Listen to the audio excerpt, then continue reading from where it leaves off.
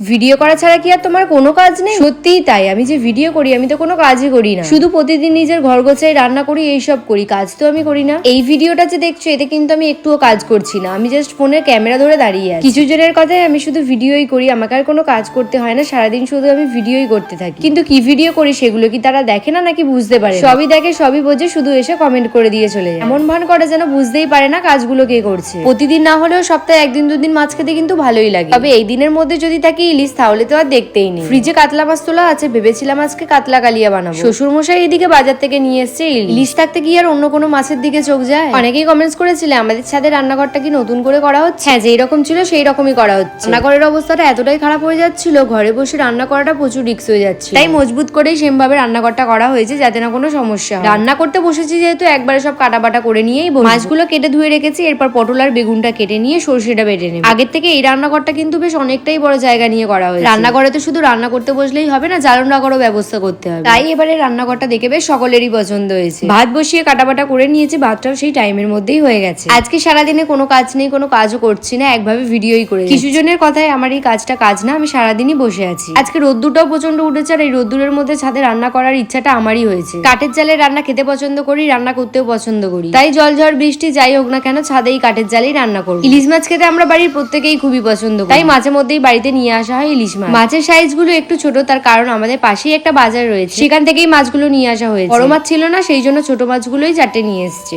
ইলিশ মাছ খুব বেশি ভাজে না, হালকা ভেজে মাছগুলো তুলে। ইলিশের কথা উঠলেই খেতে ইচ্ছা করে বেগুন ইলিশ। মাছের তেল কিছুটা তুলে রেখে ওই তেলের মধ্যেই বেগুনগুলো ভেজে নিই। মাছ খেতে খুব একটা পছন্দ না করলেও কিছু মাছ খেতে কিন্তু খুবই পছন্দ, তার মধ্যে প্রথমেই রয়েছে ইলিশ। বেগুনগুলো ভেজে তুলে নিয়েছি, এরপর তেলের মধ্যে কালো জিরে ফোড়ন দিয়ে পেস্ট করে রাখা সরষেটা দিয়ে দিয়েছি, আর সরষেটা আমি একটু ছেঁকেও নিয়েছি। আর কিছুদিন পর যাবো একটা জায়গায় ঘুরতে। অনেকেই আগের ভিডিওটায় কমেন্ট করেছো কোথায় ঘুরতে যাবে, এই তো দীঘায় গিয়েছি। কোথায় যাবো সেটা এখন বলছি না, তবে খুব তাড়াতাড়ি তোমরা জানতে পারবে। বেগুন ইলিশটা বানিয়ে নিয়েছি, যখন ইলিশ নিয়ে আসেনি তখনই ভেবে পটলের চপ বানাবো, তাই বেগুন ইলিশ হয়ে যাওয়ার পর ভাবলাম পটলটা যেহেতু কেটেই রেখেছি তাহলে বানিয়েই ফেলি। সকাল সকাল স্নান করে রান্নাটা বসিয়ে দিলেও ছাদেই রোদ্দুরের মধ্যে রান্না করাটা কিন্তু অনেকটাই কষ্টে। প্রতিদিন গ্যাসে রান্না করলেও আজকে ইচ্ছা হয়েছিল উনুনে রান্না। নতুন রান্নাঘরের উদ্বোধন ইলিশ মাছ দিয়েই হলো। আসলে রান্নাঘরটা এতটা ভালো হয়েছে আর মনে হয় গ্যাসে রান্না করতে ভালো লাগে। ছাদের মধ্যে সবকিছু জোগাড় করে এনে রান্না করাটা কিন্তু অনেকটাই কষ্ট। পটলের চপগুলো ভেজে তুলে নিয়েছি, গরম ভাতের সাথে ইলিশ মাছের তেল হলেই আর কিছু লাগে না। অনেকবার কমেন্টে রিপ্লাই দিয়েছি, তারপরও কমেন্ট এসেছে তোমার বাড়ি কোথায়। আমার বাড়ি হাওড়ার উদয়নারায়ণপুর। কে কে উদয়নারায়ণপুর থেকে ভিডিও দেখছো কমেন্টসে জানিও, আর তোমাদের বাড়িটা কোথায় সেটাও কমেন্ট করে